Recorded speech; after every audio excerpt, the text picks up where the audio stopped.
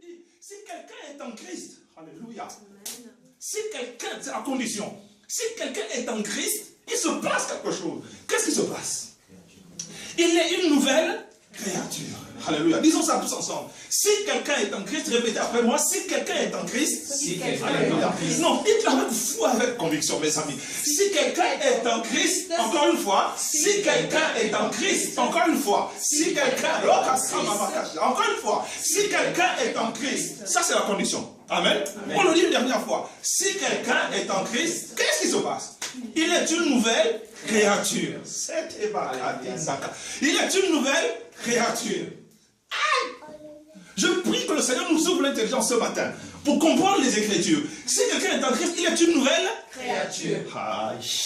On reprend ça. Si quelqu'un est en Christ, il est une nouvelle créature. J'aime bien la traduction qui dit si quelqu'un est en Christ, il est une nouvelle création.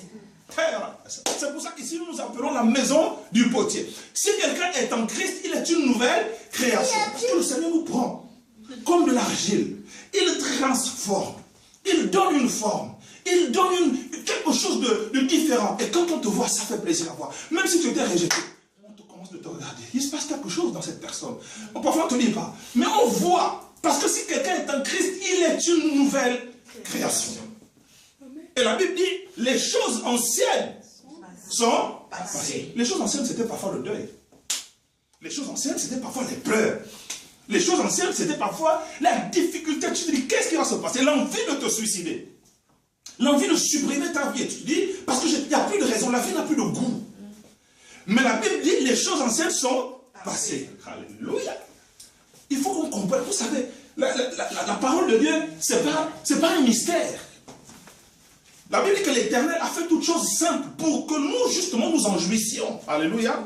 Si le Seigneur est en toi, tu es une nouvelle création. Les choses anciennes, là, qui te faisaient mal, qui te blessaient, qui te détruisaient, les choses anciennes, alléluia, sont passées. Tu les regardes, elles ne sont plus là. Tu les regardes, elles sont loin. Tu les regardes, elles n'existent plus. Et maintenant, toutes choses sont devenues... vous n'êtes pas transformés par le Seigneur ou quoi ce matin? Dites Amen bien. Amen. Mais toutes choses sont devenues nouvelles. Voilà pourquoi la Bible déclare. Goûtez, sentez, goûtez que le Seigneur est bon. Ça dit que tu ne peux pas, et là j'introduis la prédication de ce matin par cela. Le titre de ma prédication, c'est « La puissance d'une vie indestructible ». La puissance d'une vie incorruptible. Écoutez-moi bien ce matin, mes amis. La puissance d'une vie incorruptible, une vie indestructible, une vie qu'on ne peut pas briser, une vie qu'on ne peut pas casser. La puissance d'une vie indestructible. Sentez et goûtez combien le Seigneur est bon. Parce que quand tu as goûté à quelque chose, quand tu as pris goût à quelque chose, et que tu vois que c'est bon, tu ne vas plus laisser ça. N'est-ce pas? Parce que tu as goûté. Ça veut dire que les autres peuvent te dire que telle chose est bonne. Mais tant que tu n'as pas encore goûté, tu peux les croire d'ailleurs que c'est bon. Mais tant que tu n'as pas encore goûté toi-même, si tu n'as pas encore goûté à ce dont on te parle, tu ne sais pas de quoi on parle, tu n'en connais pas la saveur. Dites Amen bien. Amen. Si, il faut que tu goûtes toi-même. Il faut que ce matin, toi-même tu goûtes que le Seigneur est bon. Parce que les autres peuvent te parler de Christ. Tant que tu n'as pas goûté toi-même que le Seigneur est bon, les autres vont parler, c'est de la fiction. Les autres vont parler, c'est de l'imagination. Les autres vont parler, bon, c'est peut-être vrai. Tu s'en trouves, on va accompagner l'autre à l'église. Oui, mais bon, tu vois, il est un peu bizarre parce que bon, on ne comprend même pas très bien pourquoi il ou elle réagit comme ça. Non, c'est-à-dire que l'autre a goûté que le Seigneur est bon. Et donc c'est pour ça qu'il s'attache. Je vous parle souvent ici de la vie de la Samaritaine. Elle est allée puiser son eau. Et pendant qu'elle puisait, quelqu'un est arrivé. Il lui a raconté toute sa vie. Mais c'est le Messie. Il se révèle. Jésus s'est révélé à elle comme étant le Messie. Elle a couru à son village. Parce qu'eux aussi, ils attendaient l'arrivée du Messie. Et elle a dit aux autres, dit, mais venez voir, j'ai trouvé un homme qui m'a parlé de toute ma vie. Ne serait-ce pas lui le Messie? Ils sont venus. Et j'aime l'attitude de ces gens. Parce que quand ils ont entendu le Messie, ils ont dit, femme, Nous avons certes dans un premier temps cru, parce que toi, tu nous en as parlé. Donc on est venu voir. Mais maintenant que nous l'avons vu nous-mêmes et que nous l'avons entendu, nous ne croyons plus à cause de ce que toi, tu nous as dit qu'il est le Messie. Hein. Nous-mêmes maintenant, nous avons ce matin une nouvelle révélation. Que lui là vraiment, il est le Messie que nous attendions tous. Et nous l'acceptons donc. À partir de ce moment-là, ça veut dire que c'est toi qui nous as amenés vers ce Messie-là. Tu ne crois plus. Ça, c'est ton problème à toi. Nous, maintenant, on croit. Non plus à cause de ce que tu nous as dit que lui, il est le Messie, mais parce que nous-mêmes, nous avons vu. Alléluia. Et nous avons cru que lui, il est sorti du Père, qu'il est le Messie. Amen. Amen. Donc, ce matin, nous-mêmes, les amis, il faut que nous ayons eu à faire l'expérience que Jésus-Christ est le Messie. Amen. Qu'il est le Fils de Dieu. Que c'est lui qui nous sauve. Que quand nous entrons en communion avec lui, alléluia, il y a quelque chose qui se passe, qui donne du sens et du goût à notre vie, qui nous rend joyeux, qui nous transforme. C'est-à-dire que même si on a des difficultés qu'on rencontre, ce qui arrive, c'est humain. Même si on a des problèmes et des complications, la joie du Seigneur sera notre force. La joie du Seigneur sera notre force. Tu vas continuer de marcher en nouveauté de vie. Tu vas marcher en espoir, en espérance. Parce que tu sais en qui tu as cru. Quelqu'un a fait une belle prière tout à l'heure. Seigneur, je sais en qui j'ai cru. Amen. Même si ça tremble. La Bible déclare que même si les montagnes tremblent, même si la terre bouge, nous sommes, nous, dans le Seigneur notre Dieu, parce que nous savons en qui nous avons cru. C'est-à-dire que même si les autres qui étaient solidaires avec toi dans la foi t'abandonnent, même si les autres qui étaient ensemble avec toi te lâchent, même si ceux qui t'ont prêché l'évangile te laissent tomber un jour, toi, ça, c'est plus ton problème. Au contraire, tu pleures même pour eux dans la prière, pour les ramener au Seigneur. Parce que toi, tu as compris que même si c'est eux qui t'ont prêché l'évangile, toi, tu es en Christ, tu es dans le véritable. Alléluia. Il y a tellement de doctrines mensongères aujourd'hui. Il y a tellement de choses mensongères qu'on nous enseigne, à la fois dans les écoles, dans la rue, dans les livres, n'est-ce pas? Et dans les endroits où il y a des prises de parole qui sont prépondérantes aux yeux du monde. Mais nous avons su que nous sommes dans le véritable, dit l'apôtre Jean. Nous sommes dans le véritable. Amen. Amen. Nous sommes dans le véritable, oui, plus personne ne va nous éloigner de ce véritable, parce que nous savons, nous, alléluia, par le témoignage du Saint-Esprit en nous, que nous sommes dans le véritable. Amen. Amen. Nous allons lire un premier passage, mes amis, parce que je vous parle aujourd'hui de la puissance, n'est-ce pas, d'une vie indestructible. La puissance d'une vie que personne ne peut détruire, ni le diable, alléluia, ni les humains, aucune puissance n'est capable de détruire. Nous allons lire 2 Pierre. Prenons nos Bibles dans le livre de la 2e épître de Pierre. 2 Pierre au chapitre de Pierre. Nous allons vraiment, les Écritures ont du goût. Comme quand tu manges un bon mets, un mets délicat. Les Écritures, la parole de Dieu, a du goût, mes amis. Ça a du goût. Nous allons lire 2 Pierre. 2 Pierre. Alléluia. 2 Pierre au chapitre 1, verset 16. 2 Pierre 1, 16. Voici ce qui est écrit par l'apôtre. Il parle à ses enfants dans la foi. Il leur fait une correspondance, une lettre. Il est déjà vieux. Il va bientôt partir au ciel. Il va bientôt quitter sa chair. Il dit ceci. En effet, nous ne nous sommes pas appuyés sur des histoires habilement inventées. Entendez bien le langage qui est employé. Nous ne nous sommes pas appuyés sur des histoires habilement inventées lorsque nous vous avons fait connaître la venue de notre Seigneur Jésus-Christ dans sa toute puissance. Dans toute sa puissance, mais nous avons vu sa grandeur de nos propres yeux. Amen. Amen. Car Dieu le Père lui a donné honneur et gloire lorsque, dans sa gloire immense, il lui a fait entendre sa voix qui disait « Voici mon fils bien-aimé qui fait toute ma joie. » Or cette voix qui était venue du ciel, nous l'avons nous-mêmes entendue, puisque nous y étions avec lui sur la sainte montagne. Et la Bible continue, verset 19. De plus, nous avons la parole des prophètes sur laquelle nous pouvons nous appuyer fermement. Et vous faites bien de lui accorder votre attention, car elle est comme une lampe qui brille dans un lieu obscur, jusqu'à ce que le jour paraisse, et que l'étoile du matin se lève pour illuminer vos cœurs. Amen. Amen. Verset 20, sachez avant tout qu'aucune prophétie de l'Écriture n'est le fruit d'une initiative personnelle. En effet, ce n'est pas par une volonté humaine qu'une prophétie a jamais été apportée, les prophéties de la parole de Dieu. Mais c'est poussé par le Saint-Esprit que les hommes ont parlé de la part de Dieu. Amen. Amen. Voilà une écriture puissante qui redonne la vie et de l'espoir au cœur. Le verset 19 dit, le verset 16, pardon, dit, nous ne nous sommes pas appuyés sur des histoires habilement inventées. Nous venons de passer la saison littéraire là. Les prix ont été donnés, le Goncourt, le Renaudot, etc. Et au mois d'octobre, il y avait le prix Nobel de littérature. Donc il y a des gens qui ont une puissance imaginative qui séduit les gens qui les lisent, parce qu'ils ont du talent. Ils sont capables, à partir de rien du tout, d'inventer, ou à partir d'un fait divers, de réinventer ou d'inventer une histoire qui est tellement captivante que les gens se ruent pour acheter leurs livres. Et effectivement, ils sont récompensés par des prix qui sont très prestigieux.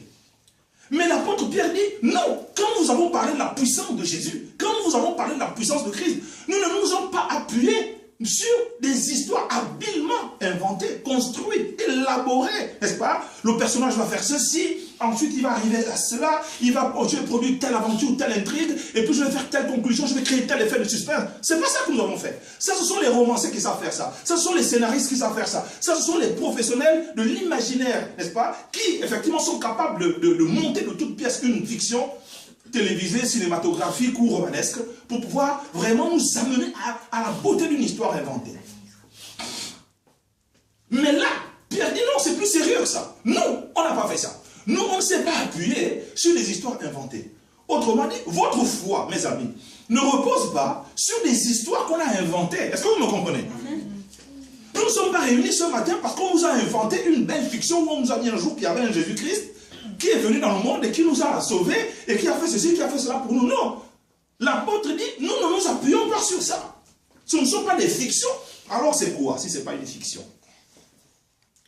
Lorsque nous avons fait connaître la puissance de la venue de Jésus-Christ, parce que la Bible dit, le Seigneur revient bientôt. Et ce n'est pas une fiction. Nous devons nous conformer nos vies, n'est-ce pas? Par rapport à ce que la parole de Dieu nous enseigne, pour que nous ayons le premier élément d'une vie indestructible. Parce que si nous sommes conformes au Seigneur, si nous nous appuyons sur le Seigneur, si nous faisons confiance à ce livre que nous tenons entre nos mains, la parole vivante et efficace de Dieu, capable de transformer les cœurs des gens, capable de mettre une séparation entre les jointures et les moelles, capable de juger les pensées profondes d'un humain, capable de changer un homme, n'est-ce pas? Capable de faire dire à un empereur, à un roi comme Nabucodonosor, que désormais dans ce royaume-là, vous devez adorer le Dieu de Daniel, le Dieu qui a créé les cieux et la terre, n'est-ce pas? Le Dieu qui nous donne son souffle de vie, nous respirons, il peut l'enlever à tout moment. C'est de ce Dieu-là dont nous parlons. Quand nous vous avons fait connaître la puissance de ce Dieu-là, ce n'est pas sur des fictions, sur des histoires habilement inventées que nous nous sommes appuyés pour vous parler. Alors sur quoi s'est-il appuyé pour nous parler de la grandeur de Dieu? Il dit, nous avons vu sa grandeur de nos propres yeux. Nous avons vu sa grandeur de nos propres yeux. Tu ne parles que de ce que tu as vu. Amen. Amen. Dans la vie, lorsque tu ne parles pas de quelque chose que tu as vu, on appelle ça en droit un faux témoignage. Un faux témoin. Tu es un faux témoin. Ça veut dire que tu es même sanctionnable. Tu es même emprisonnable. N'est-ce pas? Parce que tu as dit un mensonge. Tu as témoigné de quelque chose dont tu ne sais pas l'existence ou la réalité ou la vérité. Donc quand tu es un homme sérieux, quand tu es une femme sérieuse, tu ne peux témoigner que de ce que tu sais, ce que tu as vu. C'est ça le témoignage. La valeur d'un témoignage, c'est de dire les choses qu'on a vues soi-même. Alors, je vais vous amener tout à l'heure dans le passage où ils font eux-mêmes le témoignage de ce que leurs yeux ont vu en parlant de Jésus-Christ. La Bible dit que Jésus, dans le livre d'Hébreux, au chapitre 7, au verset 16, la Bible dit, on devient un serviteur de Dieu, on devient un prêtre, n'est-ce pas, dans le sacerdoce ancien, dans l'Ancien Testament, par la filiation. C'est-à-dire qu'on naissait, on était lévite, on naissait dans la tribu, et puis le sacerdoce, le fait de servir Dieu, passait de père en fils. Il dit, mais Jésus-Christ, lui, est devenu prêtre, et est devenu serviteur de Dieu, par la puissance d'une vie incorruptible. Ça veut dire que vous, aujourd'hui, mes amis, vous qui m'écoutez, vous pouvez transformer votre vie et la rendre incorruptible et indestructible par la capacité d'une vie puissante à servir Dieu. Amen. Amen. Et la Bible dit que ils ont vu la grandeur du Seigneur de leurs propres yeux. Car Dieu le Père, lui a donné honneur et gloire devant nous. Dieu a parlé. Ça, c'est Pierre qui parle aux chrétiens. Et il a donné gloire à ce Jésus-là que nous suivions. En pensant que c'était un être humain, un maître comme tout autre pour les autres. Mais Dieu lui a parlé. Il a dit, il a fait un témoignage. Or, cette voix, lorsqu'elle est venue du ciel, nous l'avons nous-mêmes entendue. Et il poursuit à partir du verset 19. Ça, c'est la première source qui fait que nous savons de quoi nous parlons. Nous l'avons nous-mêmes entendu. La deuxième source, ce sont les prophètes et la loi. C'est-à-dire les écritures que nous tenons aujourd'hui entre nous. Elles sont dignes de confiance. C'est pour ça que le Saint-Esprit ajoute en disant, aucune prophétie n'a jamais été donnée par une interprétation humaine. C'est inspiré par le Saint-Esprit, cette parole que nous avons dans les mains là, que les hommes ont parlé, que les hommes ont écrit, que les hommes ont établi le canon que nous avons aujourd'hui entre nos mains, qui nous parle de la gloire du Seigneur, en qui nous croyons sans l'avoir encore vu, mais en qui nous croyons et qui un jour viendra nous enlever pour nous amener dans la gloire avec lui. Amen. Amen. Nous allons lire Matthieu au chapitre 17, les 8 premiers versets. Matthieu, chapitre 17, 1 à 8. Vous allez voir un peu plus clairement de quoi nous parlons. Matthieu, chapitre 17. Alors, c'est une histoire qui est bien connue de tous. Hein? Matthieu, au chapitre 17, les versets 1 à 8. Alors, c'est une histoire que nous connaissons très bien, c'est l'histoire de la transfiguration. Mais elle nous donne des clés. Alléluia. Pour nous aussi vivre l'expérience personnelle. Car aujourd'hui, la vie chrétienne n'a pas de goût. Si nous n'avons pas nous-mêmes fait l'expérience de ce Dieu dont nous parlons. Ça va même être ennuyeux. Ah, mais ils chantent trop longtemps. Mais ils prient tout le temps. Mais qu'est-ce que c'est que ces histoires où ils sont tout le temps à la parole de Dieu? Ça t'ennuie. Parce que tu ne sais pas de quoi on parle. Si tu n'aimes pas le football et que tu te retrouves dans un stade de football, tu n'as qu'une envie, c'est que le match finisse vite et que tu t'en ailles. Mais lorsque tu prends plaisir, c'est que tu communies à ce qui est en train de se faire. Si tu ne connais pas personnellement le Seigneur, moi je vous invite, mes amis, à arriver à un stade où toi-même, tu as une communion, un contact avec Dieu, qui fait que, même si les autres ne sont pas là à une réunion, toi tu es là, qui fait que même si c'est au bout ou à l'autre bout de la vie qu'on dit on va aller chercher Dieu, tu vas aller le chercher là-bas, même si la réunion a lieu à 2 h du matin, tu vas chercher le Seigneur parce que tu as goûté et tu as vu que le Seigneur est bon. Oui ou non? Amen. C'est ça. Est-ce que là, il y a eu une relation, une communion, un transfert entre Dieu et toi qui t'emmène justement à chercher ce Dieu? Amen. Amen. Est-ce que vous comprenez ce que je dis, mes amis? Amen. Parce que si tu n'as pas goûté, tu n'as pas senti, tu n'as pas communié avec ce Dieu-là, il y a des choses qui vont être ennuyeuses pour toi. Or, même quand tu es à la maison, même quand ce n'est pas un jour de réunion, même quand tu es chez toi, même quand tu es au travail, même quand tu es en train de faire ta cuisine, même quand tu es sur ton lit, la Bible déclare que tu chantes, tu pousses des cris de joie avec le Seigneur. La Bible dit que dans la demeure du juste, qu'on entend des clameurs. Alléluia. Qu'on entend des clameurs. Quand tu vas dans la maison d'un juste, il y a des clameurs qu'on entend. C'est des clameurs de vie. C'est des clameurs de joie. Même quand Dieu rentre silencieux, tu sens une atmosphère de vie. Alléluia. Amen. Il y a une atmosphère de vie. Il y a une atmosphère de grâce. Et quand tu développes cette communion avec le Seigneur, même tes vêtements que tu portes sont porteurs d'onction, sont porteurs de vie. Amen. Amen. La Bible déclare que nous sommes des porteurs de vie. C'est-à-dire que c'est pour ça qu'il peut même arriver, alléluia, que le simple contact avec quelqu'un, quand tu touches la grâce de Dieu, se transfère à lui, parce que toi-même tu es un porteur de vie. Même si tu n'as pas parlé de Christ à des gens, un moment donné, on te dit, mais qu'est-ce que tu as? Mais je n'ai rien. Si. Il y a quelque chose de différent que tu as. Est-ce que tu peux nous... Mais je n'ai... Si. Ah oui, d'accord, je comprends. Oui, tu portes la vie. Amen. Tu portes la vie. La vie déclare que la joie du Seigneur sera ta force. Il y a des gens qui vont te demander, mais pourquoi tu es toujours en joie? Je suis en joie parce que l'Esprit de Dieu habite en moi. Et la joie est le fruit de l'Esprit. Quand vous lisez la liste des fruits de l'Esprit, la joie en fait partie. La joie. Amen. Amen. Tout bouge au milieu de vous. Tout bouge autour de vous. Il y a des problèmes. La famille vous appelle, on vous donne des mauvaises nouvelles. Les amis, ça ne va pas. Au travail, mais toi, tu as la paix. Tu as une paix profonde. Une paix immense que ce monde ne peut pas donner. Jésus a dit, je vous laisse ma paix. Non pas comme le monde la donne. Mais je vous la donne comme étant la paix qui vient de Dieu. Alléluia. Oui, tu es dans la paix. Alléluia. Tu es dans la paix. Tu es dans la vie. Ça veut dire que le bonheur du Seigneur est là. Alléluia. Et heureux celui qui a connu le Seigneur. Heureux celui qui se confie dans le Seigneur, n'est-ce pas? Parce qu'il n'est pas la même personne. Oui, on a des problèmes. Il y a des difficultés. Parfois, il peut arriver effectivement que tu es mal parce que tu es un humain. Mais la joie du Seigneur est ta force. Amen. La vie, donc c'est une puissance. C'est la puissance d'une vie indestructible qui est soutenue par la joie, par la paix, par la grâce de Dieu qui se voit. Elle se démontre. La Bible déclare que la grâce de Dieu est visible.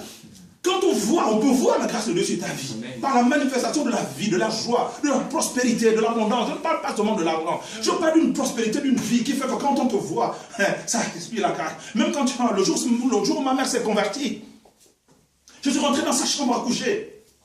Il y avait une telle paix.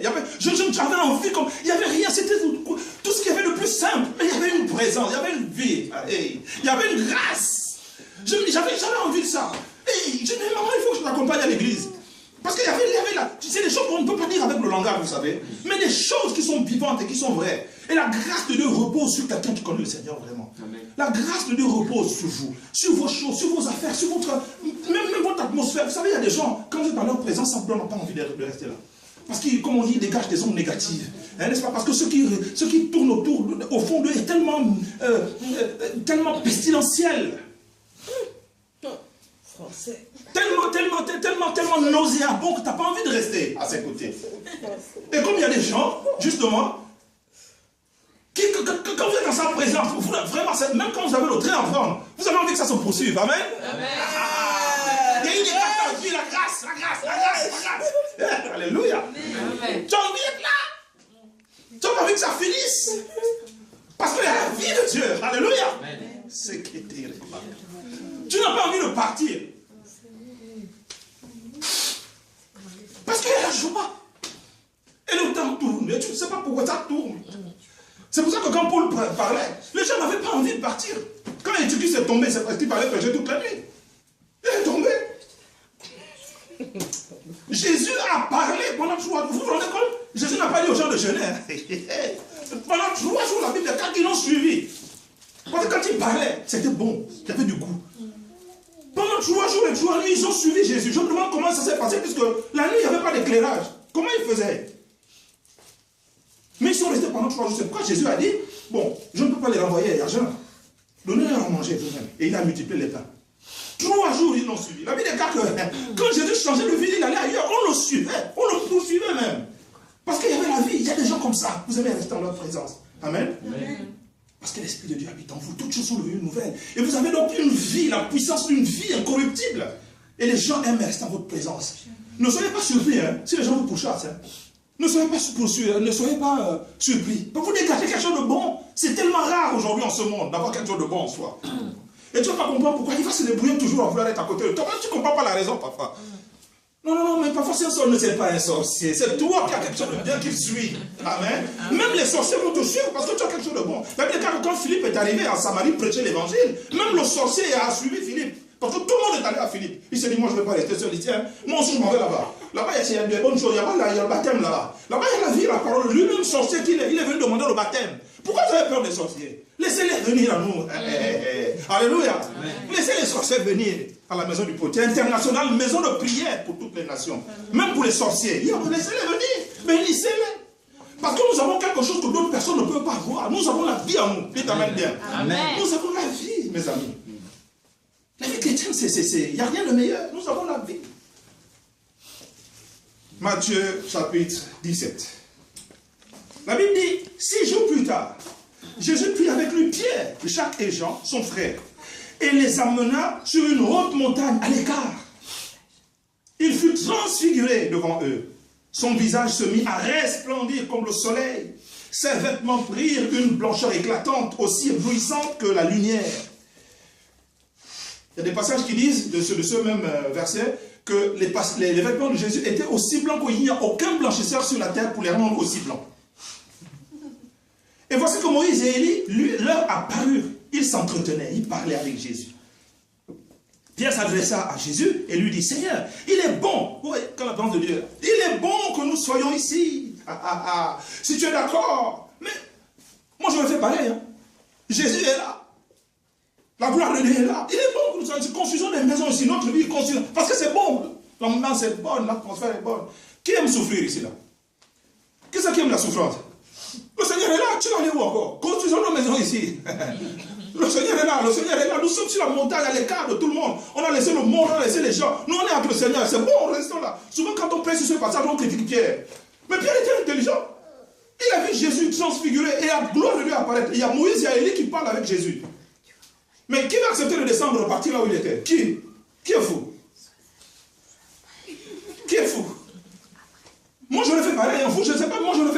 Jésus est là transfiguré, je n'ai jamais vu comme ça.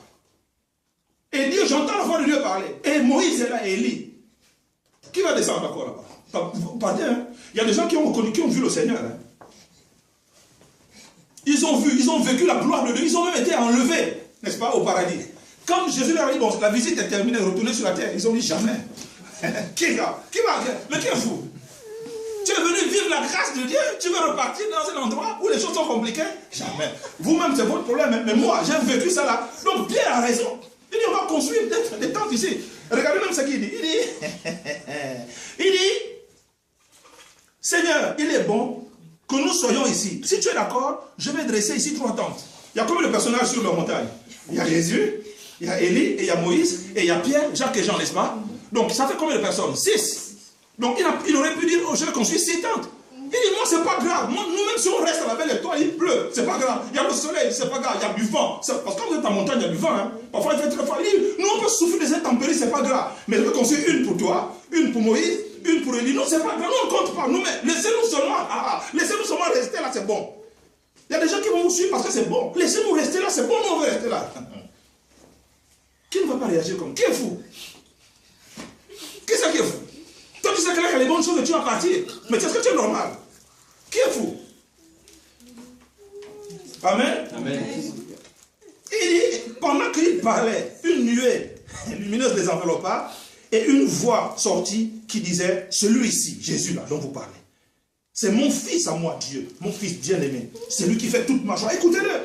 En entendant cette voix, les disciples furent remplis de terreur et tombèrent le visage contre terre.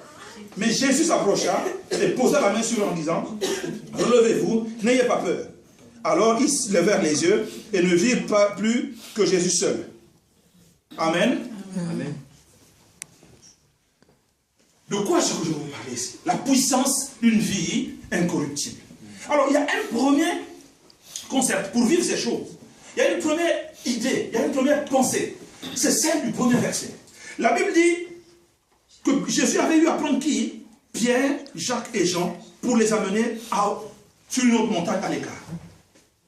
Concentrez-vous sur ce que je vous dis, mes amis. Parce que je vais vous donner une première clé qui est hyper importante pour justement vivre ces choses. La puissance d'une vie indestructible. Jésus fait plusieurs disciples, il y en avait même en secret. Mais ceux qui le suivaient ouvertement, il y en avait 12, n'est-ce pas? Et là, il a pris 3. Il les a amenés à l'écart. Pourquoi? C'était des gens qui osaient. Nous sommes en train de lancer le ministère. Osez avec le Seigneur. Faites des choses. Pierre, c'était même quand il se faisait rabrouer. Pierre n'a jamais quitté le Seigneur parce que moi j'ai dit une chose comme ça. Jésus m'a blâmé, il m'a parlé comme ça. Il a été tout avec moi. Moi je m'en vais, je le lâche. Non. Il était là parce qu'il avait compris qu'il y a les paroles de la vie. Quand tu as compris qu'ici il y a les paroles de la vie, reste là. Quelle que soit la manière dont parfois tu peux te traiter par le Seigneur, reste là. Jacques et Jean, ils étaient avec Jésus. Et les autres sont restés loin. Et sont partis. Donc l'intimité, je vous amène à comprendre qu'il faut développer l'intimité avec le Seigneur. Règle numéro 1. Développer l'intimité avec votre Dieu. Je répète, c'est important. Il y a un temps où vous devez quitter le monde et aller sur la montagne avec Jésus. Sur une autre montagne à l'écart. Je répète ces choses. Il y a un moment donné où vous devez quitter votre vie, votre ambiance, votre environnement, pour aller à l'écart avec le Seigneur. Aller sur la montagne avec lui. Être à l'écart. Il y a le monde quitter le monde. La Bible dit, car celui qui aime le monde, les ambiances du monde, celui qui aime le monde se sépare du monde. L'amour du monde est inimitié pour Dieu. À un moment donné, quittons le monde. Ce qui est important pour nous parfois, quittons le monde et mettons-nous à l'écart avec le Seigneur. Dans l'intimité avec Dieu. C'est là qu'il se passe des choses. Vous montez, vous allez en hauteur. Et c'est cette hauteur qui fait que vous laissez la vallée. La terre, c'est la vallée. Vous laissez les choses de cette vie. Aussi importantes soient-elles, ne serait-ce que momentanément, pour aller communier avec ce Dieu-là. C'est pour ça que David a dit, psaume 119, versets 146 et 147, il dit, avant que le jour se lève, avant que la nuit ne finisse, je suis déjà en communion avec mon Dieu. Amen. Avant que le jour se lève, je suis en communion avec Dieu. Je prie pourquoi? Pour demander son aide. Pour demander son aide. Donc, c'est une manière de te mettre sur une haute montagne avec ton Dieu, pour chercher ce Dieu-là. Amen. Amen. Oui, parce que le monde est corrupteur. Le monde apporte la corruption. C'est-à-dire, la corruption, c'est quoi? C'est ce qui gâte. C'est ce qui t'amène à pourrir. Ce qui t'amène à sentir mauvais. si tu n'es en contact avec le monde, qu'avec les gens qui ne connaissent pas Dieu, qu'avec les gens qui insultent Dieu matin, midi, soir, tu vas être dans un état de corruption si tu ne te méfies pas. Donc à des moments, va te rafraîchir. Mets-toi sur la montagne avec le Seigneur, dans l'intimité, mes amis. Cherche Dieu. Et Jacques, Pierre et Jean étaient avec Jésus sur la haute montagne. Je répète ces choses calmement. À des moments, prends un temps dans la journée où tu cherches ton Dieu. C'est pour ça que vous allez voir que Daniel, il cherchait son Dieu 3 fois dans la journée. Le matin, à midi et le soir. Chaque jour comme ça. Donc ça va créer en vous une atmosphère, une ambiance. Ça va créer en vous un état d'esprit qui fera que même quand vous êtes en réunion, ou quand vous êtes seul, dès que vous voulez prier le Seigneur, rapidement la connexion arrive. Regardez, il y a des gens qui sont très lourds pour décoller avec Dieu. Parce que toute la journée, tu as fait quoi? Tu étais loin de Dieu. Et quand tu te retrouves en réunion avec les autres, même pour monter, les autres en 2 minutes, 3 sont partis. Et toi, tu es là, tu essaies de décoller, ça ne monte pas. Tu essaies de décoller, ça ne monte pas. Comme me disait cette soeur, il dit, mais j'ai vu une vision. Vous étiez en train de partir. Et puis moi, j'essayais de sauter de l'élévateur, et ça ne pouvait pas marcher. J'essayais de monter, et ça ne marchait pas. Les autres sont dans des hélicoptères, ils sont en train de monter vers le ciel. Ils sont dans des ascenseurs divins, ils sont en train de partir. Et toi, tu es là, tu essaies de décoller. Les pieds sont collés au sol. Tu essaies de décoller, ça ne marche pas. Parce que toi, tu es de ce monde, tu es de cette terre.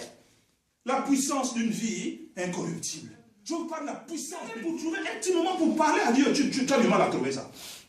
Mais tu penses que quand tu vas essayer de vouloir chercher Dieu, ça va venir difficilement. Les gens qui seront enlevés, quand Christ reviendra, c'est qui? La Bible dit, hein, l'enlèvement se fera en 3 minutes. Amen? Oui. Jamais. L'enlèvement se fera pas en 3 minutes, ni en 5 minutes. L'enlèvement se fera comment? En un clin d'œil. Regardez le clin d'œil. C'est fini. Les autres sont partis. Amen? L'enlèvement se fera en un clin d'œil. Frère, c'est pour ça que tu n'auras pas le temps de demander pardon ce jour-là. Le temps dans lequel on va te trouver, c'est fini. Parce que c'est en un clin d'œil, c'est comme ça. Fini. À quel moment tu as le temps de t'adjourner, Seigneur, je te demande pardon pour mes péchés. C'est fini. Les autres, comme chantent au Nil Mala, les autres sont déjà loin, loin, loin dans la gloire. Ils sont partis. Frère, et ce sera un temps de tribulation. La Bible dit, heureux, ceux qui sont appelés aux noces de l'agneau. Amen. Aux noces. Hein, j'en profite pour dire qu'on n'est pas encore l'épouse de Christ. Il faut arrêter cette prière là où, cette doctrine là où on dit, oh je suis l'épouse. Non, on n'est pas encore l'épouse, on sera. Là, nous sommes la fiancée de Christ. Les noces d'agneau vont venir. Elles vont venir, les noces. Apocalypse dit, heureux ceux qui sont conviés au festin des noces de l'agneau. Ce sera un festin. Donc on n'est pas encore, les gens qui disent on est l'épouse du Christ, arrêtez. Ce n'est pas la doctrine biblique. On n'est pas encore l'épouse. On va l'être. Amen. Amen. Donc, prends un temps, mon ami, de communier avec ton Dieu, seul à seul, sans personne. Jésus les a amenés sur la montagne de la transfiguration. Ils sont restés là. C'est pour ça que quand vous lisez la suite, vous allez voir que ces trois-là ont été tellement puissants, tellement changés. Pourquoi? Parce qu'ils ont fait l'expérience, comme on vient de lire dans 2 Pierre.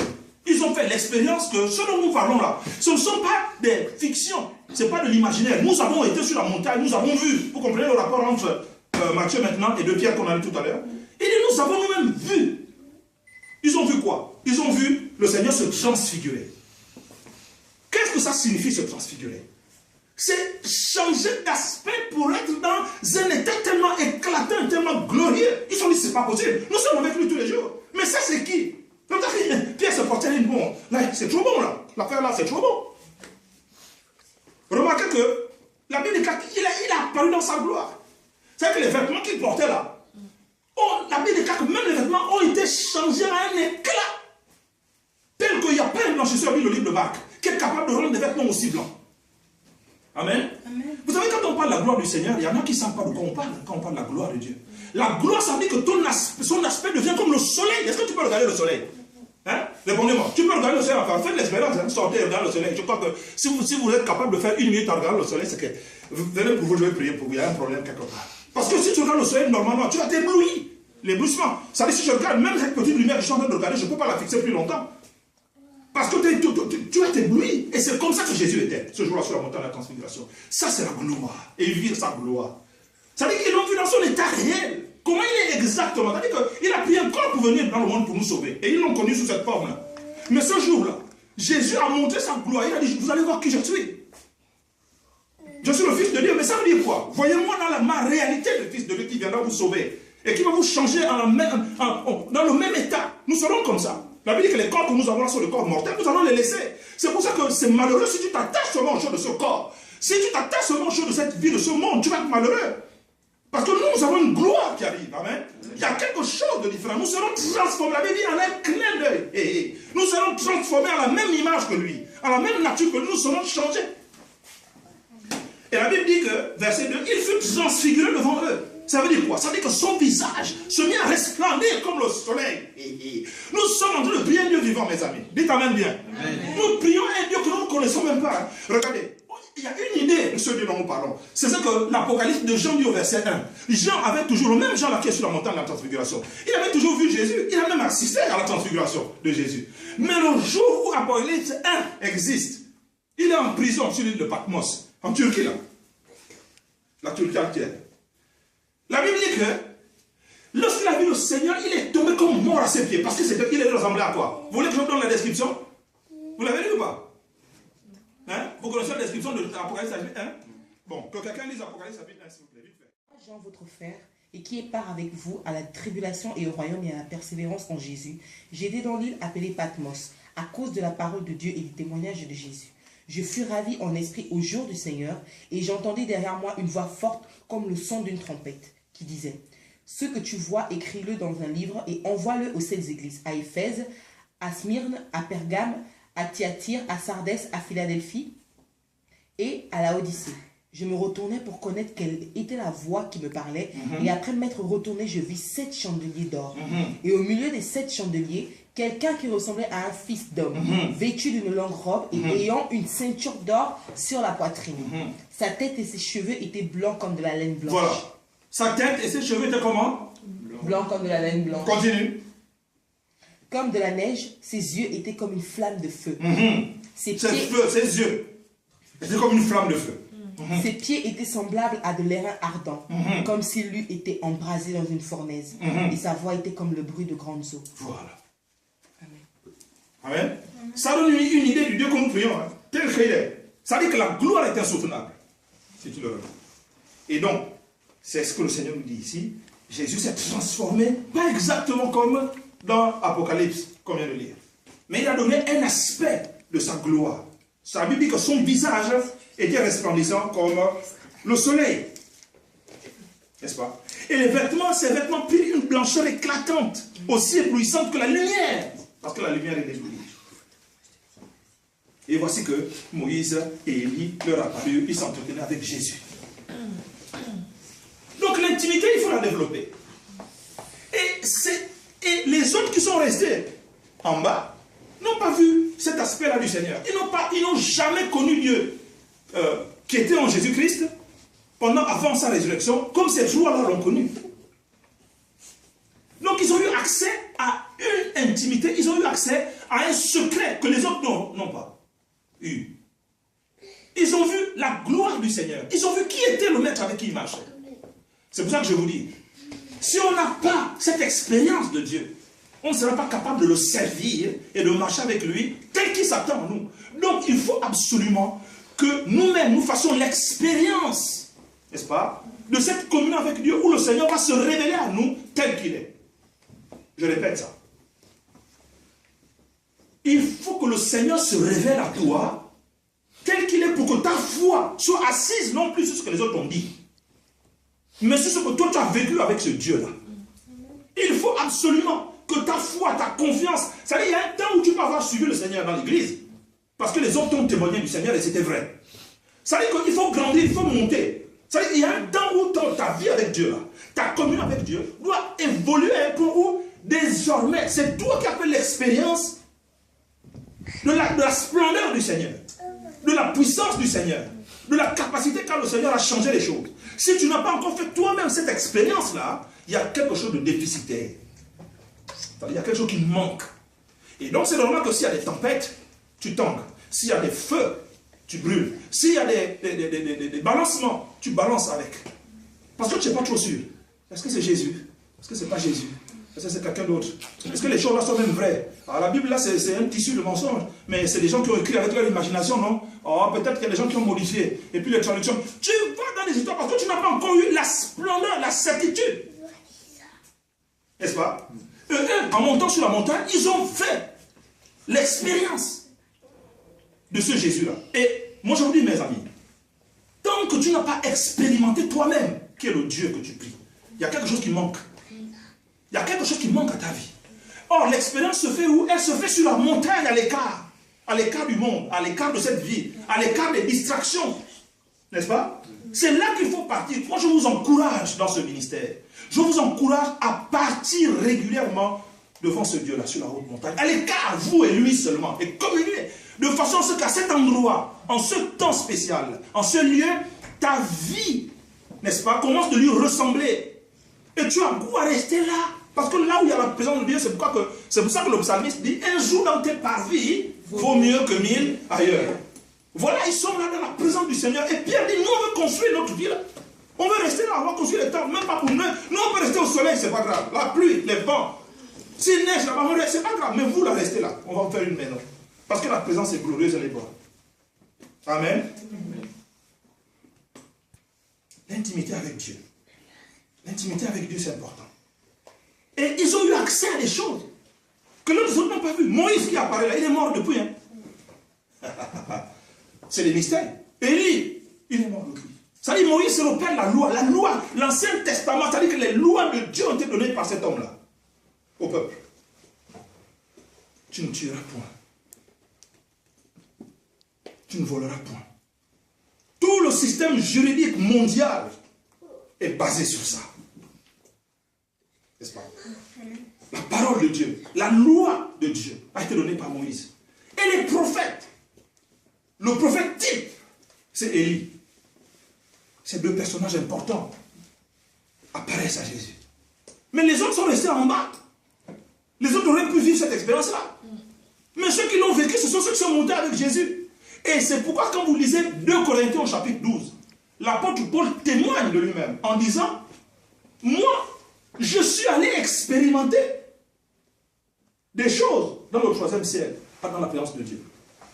Vous trouvez cette histoire dans 2 Corinthiens chapitre 12. Il dit, vous me méprisez, parce que je ne sais pas parler comme vous. Vous me méprisez parce que j'ai une petite église. Vous me méprisez parce que je ne suis pas un grand personnage. Vous me méprisez parce que je n'ai pas ci, je n'ai pas ça. Mais moi, je sais une chose. C'est que je connais quelqu'un, il parlait de lui-même à la 3e personne, qui est allé au paradis et qui a même entendu des choses qui sont interdites à un homme de répéter. Tellement c'est précieux. Vous savez, il y a des choses que Dieu vous dira, vous montrera. Il vous a interdit de les dire. Mais Dieu nous montre ces choses à des gens qui ont une intimité avec lui. À des gens qui prennent patience à rester en leur présence. À des gens qui vont sur la haute montagne à l'écart seul avec Dieu. Et c'est là que la révélation vient. Voilà pourquoi vous voyez Jésus qui passe toute la nuit en prière. Est-ce que Jésus était malade? Non. Est-ce que Jésus avait besoin d'argent? Est-ce que Jésus avait les problèmes que les autres ont? Mais il passait son temps. La Bible dit qu'à la tombée de la nuit, il était déjà là sur la montagne en prière. Jusqu'au lever du jour, il était là. Mais si le Seigneur a besoin de communier comme ça avec Dieu, mais nous on est qui? Toi tu es qui? Pour ne pas vouloir communier avec Dieu et penser que tu vas réussir la vie chrétienne, la vie pure, la vie indestructible, la vie puissante, si tu n'as pas ce temps de communier avec Dieu. Prenez le temps chez vous de chercher Dieu, d'être sur la haute montagne en prière, la nuit prier, la journée prier, cherchez Dieu dans cette intimité, restez en sa présence, parlez-lui. Et c'est là que vous allez voir vous-même par expérience. Je vous ai dit, la vie chrétienne, c'est l'expérience. Prenez le temps d'expérimenter ça. Et vous allez voir comment la vie de Dieu va commencer. Et Dieu va commencer de vous révéler des choses. Amen. La Bible dit, l'Éternel ne révèle ses secrets qu'à ses serviteurs, les prophètes. C'est-à-dire que les prophètes, c'est aussi nous autres. N'est-ce pas? Au sens général. C'est-à-dire nous qui sommes les serviteurs de Dieu. Nous qui sommes les enfants de Dieu, le corps du Seigneur, le sang de Christ. Si nous prenons l'habitude de passer du temps avec le Seigneur, nous allons commencer à découvrir des choses qui ne sont pas données à tout le monde. Vous savez, nous tous on est dans l'église, nous tous sommes les croyants. Mais les gens qui vont monter, qui seront sur la haute montagne, ce sont ces gens-là à qui le Seigneur va se révéler. C'est à ces gens-là que Dieu va donner ses secrets. Vous savez, il y a des gens qui ont la capacité, parce qu'ils marchent avec Dieu, parce qu'ils prennent le temps de la communion avec le Seigneur. Ces gens-là savent même ce qui se passe dans le pays. Ces gens-là connaissent même des secrets du pays. Ils connaissent la vie, ils vous regardent, ils savent. Ils ne vous disent pas, mais vous ne savez pas qui c'est. Personne ne lui a parlé. L'Esprit de Dieu lui a révélé votre vie. L'Esprit de Dieu lui a révélé votre avenir. Il est capable de te dire avec précision qu'il se passera ceci dans ta vie de bon. Dieu te visitera à tel moment. Et tu vis ça. Parce que, justement, tu es en intimité avec le Seigneur. Regardez Anne, fille de Phanuel. Luc, au chapitre 2, à partir du verset 36. Anne, fille de Phanuel, après la mort de son mari, elle a fait le choix d'aller s'enfermer dans le temple. Elle n'était qu'une veuve, rien d'autre. Aucune spécificité, rien. La Bible déclare, en 2 versets seulement, l'histoire de cette femme est résumée. Une histoire magnifique. La Bible déclare que elle a tellement servi le Seigneur par la prière et par le jeûne, continuellement. Continuellement, elle priait. Je dis toujours dans ce ministère, prions et jeûnons. Prions et jeûnons. Si tu ne peux pas jeûner pour une raison ou une autre, prends même des temps à prier simplement. Cherche la face de Dieu. La Bible déclare que quand elle est sortie de là, une 60aine d'années après, elle était revêtue de la dignité d'une prophétesse. Vous comprenez ce que ça veut dire? Ça veut dire qu'elle était capable d'entendre les secrets de Dieu. Elle avait tellement développé sa vie avec le Seigneur, sa communion avec le Seigneur, qu'elle était devenue prophétesse. Ça veut dire qu'elle savait que de tous les enfants qui sont là, Jésus c'est celui-là. Il est le sauveur du monde. Il est celui qui va nous retirer de la boue. Il est celui qui va sauver la nation des Juifs. Il est celui qui va être le salut de l'humanité entière. Mais comment elle connaît ces secrets-là? Parce qu'elle a passé sa vie à chercher ce Dieu. Je vous dis, cherchons le Seigneur pendant qu'il se trouve. Voilà pourquoi vous voyez dans toute la parole de Dieu, dans toute la Bible, il est écrit en permanence, priez sans cesse, priez sans cesse, priez sans cesse, priez sans cesse. Toutes les églises que l'apôtre Paul a eu à mettre en place, il disait toujours prier. Je n'ai prié. Je n'ai prié. Et vous allez vous rendre compte dans la parole de Dieu, je peux vous donner un tas d'expériences et d'exemples, où ceux qui ont cherché Dieu de cette façon-là sont montés avec Dieu au point qu'ils ont eu le secret de la révélation. Vous pouvez choisir, mes amis, soit de vivre une vie chrétienne plate, sans enjeu, une vie chrétienne qui ne vous bouscule pas, une vie qui ne vous remue pas. Ça, c'est votre choix. Ou alors vous pouvez aller chercher l'adrénaline avec Dieu. Aïe. Vous pouvez aller chercher l'adrénaline. Vous pouvez monter dans les sommets. Vous pouvez aller vivre des choses que d'autres n'ont jamais vécues. Mais ça, c'est toi qui en décides. C'est toi qui montes. Il faut qu'ici nous montions. Il faut aller sur la haute montagne. C'est là-bas qu'il y a du bon. Il faut aller sur la montagne où chercher le Seigneur. Amen. Amen. Il faut aller là-bas. C'est là-bas qu'il y a la vie.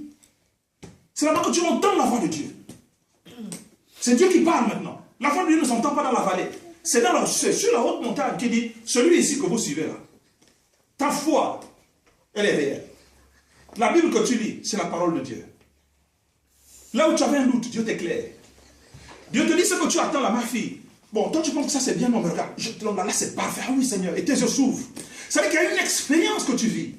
Il y a quelque chose de... Et ça c'est pas un homme qui peut te donner ça. C'est pas un pasteur qui peut te donner ça. C'est ta communion continuelle et persévérante avec Dieu qui fait que tu vas découvrir des choses qui te concernent, mais aussi des choses qui concernent d'autres personnes. Des choses qui concernent ta famille, des choses qui concernent le pays, des choses qui concernent les événements. Lisez le livre de Daniel. C'est pourquoi certains spécialistes doutent que le livre de Daniel soit vraiment un livre vrai et sérieux, tellement c'est précis la révélation qu'il y a dedans. Mais vous allez, si vous prenez le temps chez vous d'aller lire le livre de Daniel, vous allez vous rendre compte à quel point cet homme cherchait Dieu, matin, midi et soir. Comment il jeûnait et il découvrait Dieu. Et je termine par là, et la suite, on l'aura la prochaine fois. Je préfère m'arrêter là. Que Dieu vous bénisse. Celui qui fixe ses yeux sur le Seigneur est transformé, rayonnant de joie. Amen. Celui qui regarde à toi est rayonnant de joie, Seigneur. Puisses-tu, oh Dieu, multiplier abondamment, Seigneur, ta vie en nous. Béni soit ton Saint-Nom, Seigneur. Au nom de Jésus, nous te bénissons. Amen. Amen. Amen. Amen. Gloire à Dieu. Amen. Amen. Gloire à Dieu. Amen. Amen. Gloire à Dieu. Amen. Amen. Et soyez bénis au nom de Jésus. Soyez transformés au nom de Jésus. Amen. Soyez visités au nom de Jésus. Amen. Soyez vraiment habités du Saint-Esprit au nom de Jésus. Amen. Que la paix et la victoire du Seigneur vous soient données. Que la communion du Saint-Esprit soit votre partage quotidiennement. Soyons des hommes et des femmes différentes, transformés en la même image que Christ Jésus. Amen.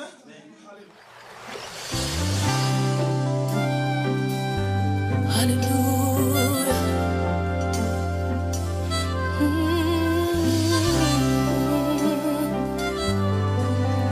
Merci.